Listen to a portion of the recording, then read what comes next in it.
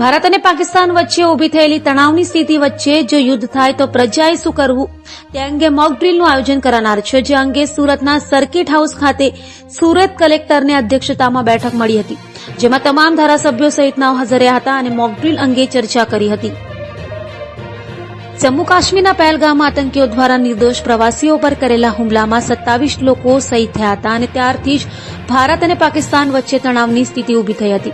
ત્યારે આ તણાવની સ્થિતિ વચ્ચે યુદ્ધ થાય તો લોકોએ શું તકેદારીના પગલાં લેવા તે અંગે તંત્ર દ્વારા મોક ડ્રીલ સહિતનું આયોજન કરાનાર છે। ત્યારે આજે 7મી મેના રોજ સુરત સહિતના જિલ્લાઓમાં મોક ડ્રીલનું આયોજન કરાનાર છે, જેમાં બપોરે 4 વાગ્યે સાયરન વાગ્યા બાદ સાંજે 7:30 થી રાત્રે 8 વાગ્યા સુધી black out કરવાશે।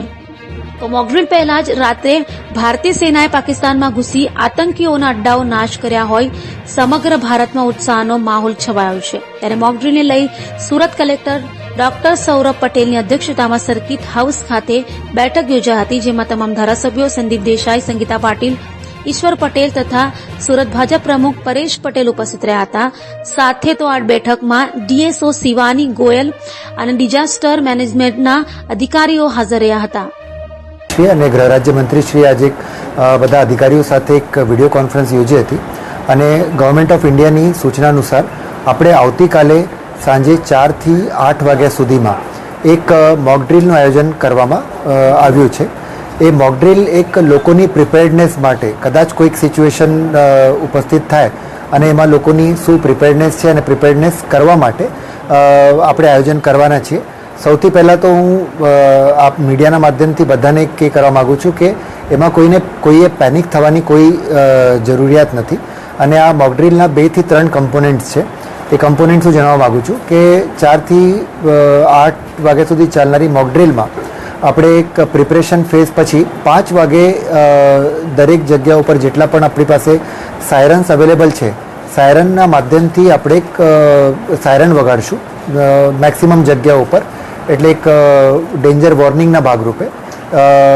It is just siren એ કરવાના છે અને એની જે 5 વાગે આપણે એક સાયરન કરશું। એના પછી મોક ડ્રીલ આપણે 5 થી 6 જગ્યા ઉપર જે સુરત સિટી અને રૂરલમાં 5 થી 6 જગ્યા અમે જે નક્કી કરવાના છીએ એ જગ્યા ઉપર આપણે મોક ડ્રીલ કરશું અને એમાં અલગ અલગ સિચ્યુએશન, ધારો કે કોઈ હવાઈ હુમલો થયો હોય કે કોઈ જગ્યા ઉપર મકાન ક્ષતિગ્રસ્ત થયું હોય, હાઈરાઇઝ બિલ્ડિંગમાં આગ લાગી હોય તો ત્યાં રેસ્ક્યુ આપણે કેવી રીતે કરીએ, હોસ્પિટલ્સની અવેલેબિલિટી માટે, ઇવેક્યુએશનની સિચ્યુએશનનું છે, અલગ અલગ સિચ્યુએશન લઈને અમે મોક ડ્રીલ કરવાના છીએ।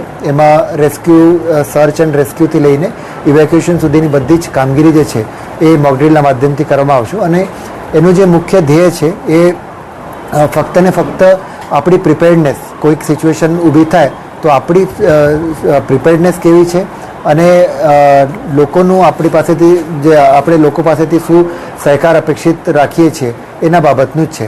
તો એટલે 5 વાગ્યાથી લઈને 6:30-7 વાગ્યા સુધી એ મોક ડ્રીલ આપણે કન્ડક્ટ કરવાના છીએ।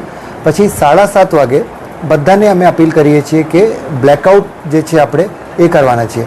બ્લેકઆઉટમાં હું ક્લિયર કરી દઉં, ફક્ત ને ફક્ત લાઇટ્સ છે, લાઇટ્સ આપણે બંધ રાખવાના છીએ। કોઈ પણ પ્રકારની એસી હોય કે બીજા ઇમરજન્સીના ઇલેક્ટ્રિક ઇક્વિપમેન્ટ્સ કે બધા હોય એમાં કોઈ અસર પડશે નહીં। જે ઇમરજન્સી સર્વિસીસ છે એ પણ યથાવત રહેશે। ફક્ત ને ફક્ત નાગરિકોથી અપીલ છે કે એ લોકો પોતાના ઘરમાં, કમર્શિયલ એસ્ટેબ્લિશમેન્ટ્સમાં જે છે લાઇટ્સ બંધ રાખશે। કોર્પોરેશન અને રૂરલ વિસ્તારમાં પણ જે કોર્પોરેશન એરિયામાં કોર્પોરેશન અને બીજા એરિયામાં નગરપાલિકા અને ગ્રામ પંચાયત તરફથી પણ જો સ્ટ્રીટ લાઇટ્સ હોય એ બંધ રાખવામાં આવશે। આપણા જે સિગ્નલ્સ છે, સિગ્નલ્સ બંધ રહેશે અને અડધો કલાકની એક્સરસાઇઝ પછી લાઇટ બંધ કરી 8 વાગે રાબેતા મુજબ જે છે એક બધું સ્ટાર્ટ થઈ જશે। એટલે ફક્ત ને ફક્ત પ્રિપેર્ડનેસ અને આપણી પાસે જે સ્ટોક ટેકિંગ એક્સરસાઇઝ તરીકે આ આપણે મોક ડ્રીલ આવતીકાલે કરવામાં આવી રહી છે અને એને ઓપરેશન અભ્યાસ એ આપણે નામ આપી રહ્યા છીએ।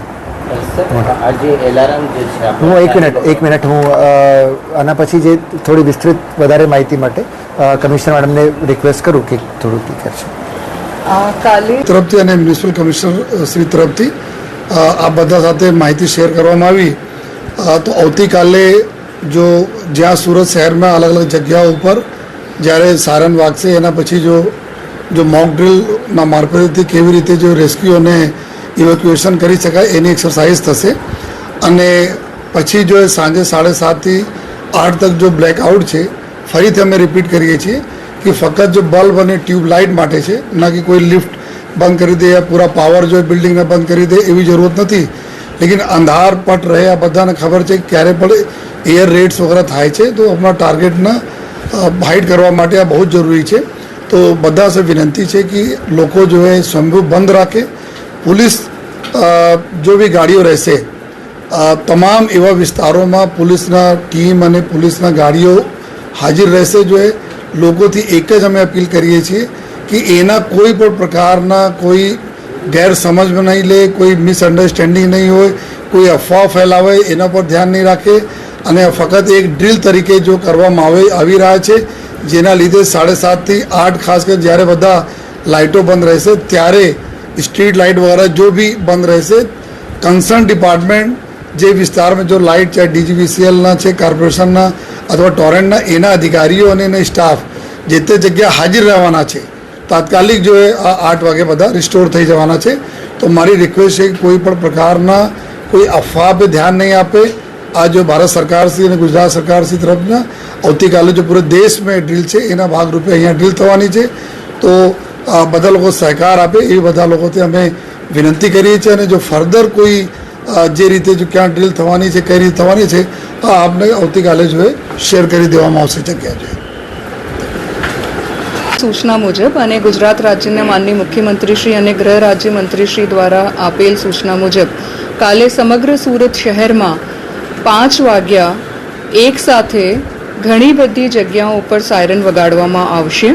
હું બધા સુરત શહેરના લોકોને અપીલ કરું છું कि आ જ્યારે 5 વાગ્યા સાયરન વગાડવામાં આવે એમને અલર્ટના સાઇન તરીકે ગણવાનું છે પણ આ મોક ડ્રિલનું પાર્ટ છે।